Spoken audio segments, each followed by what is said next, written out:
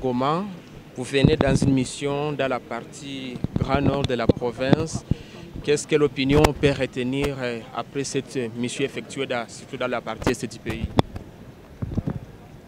L'opinion peut retenir que la mission, comme nous l'avions espéré, nous avons pu contacter toutes les personnes que nous avions envie de contacter. Nous avons été accueillis par une population en liesse, mais courageuse aussi et pleine d'espérance. Donc nous considérons que notre mission, de notre point de vue, a été parfaitement réalisée, même au-delà de nos espérances. C'est quoi les constats sur terre? Qu'est-ce que vous avez rencontré concrètement? Qu'est-ce qui se passe? Ce qui se passe, c'est la misère, c'est toujours la guerre. C'est toujours la guerre, donc et ses conséquences, la grande misère de la population, l'impression d'être abandonnée, donc, et puis beaucoup de souffrance.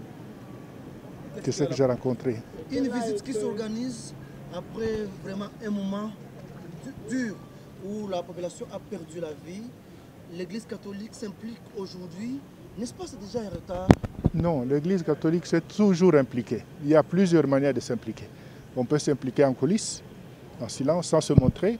Et là, nous avons voulu que la mission se réalise de façon visible, parce que c'était une mission conjointe à CEAC et SENCO.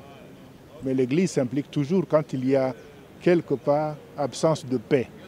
Parce que l'Église a pour mission de parler de la paix, de travailler à la construction de la paix. Donc il n'y a pas un seul moment où l'Église peut se reposer tant que la paix est en souffrance.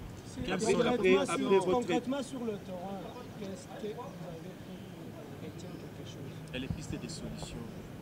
Et les pistes ce que nous avons fait sur le terrain, c'est d'abord écouter. Je vous l'avais dit, nous écoutons les gens, nous essayons de comprendre, mais on ne peut pas comprendre tout de suite.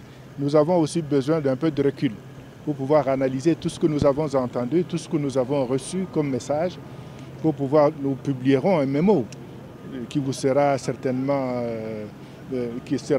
mis sur la place publique. Mais la chose la plus importante à retenir, c'est que les gens ont ouvert leur cœur pour nous parler. Nous les avons écoutés, nous avons pris beaucoup de temps.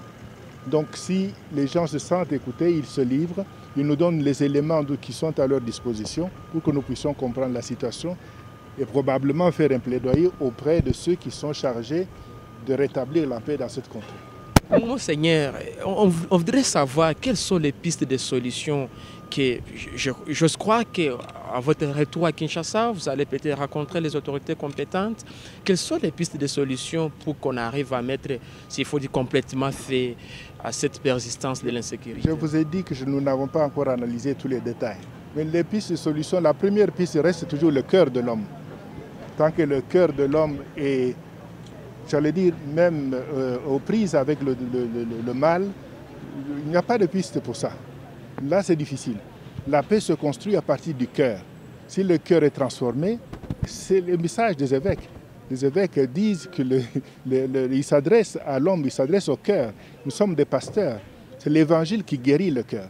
Et quand le cœur est guéri, nous pouvons espérer que la paix reviendra assez rapidement. Les autres pistes de solutions qui ne relèvent pas de notre compétence, là, nous en parlerons avec les autorités. Peut-être l'avant-dernière question, Monseigneur, il y a le président Tshisekedi qui se bat pour former son gouvernement axé sur l'union sacrée. Est-ce qu'on peut espérer avec ce nouveau gouvernement que ça Moi, je suis allé en mission pastorale à Butembo et à Bunia.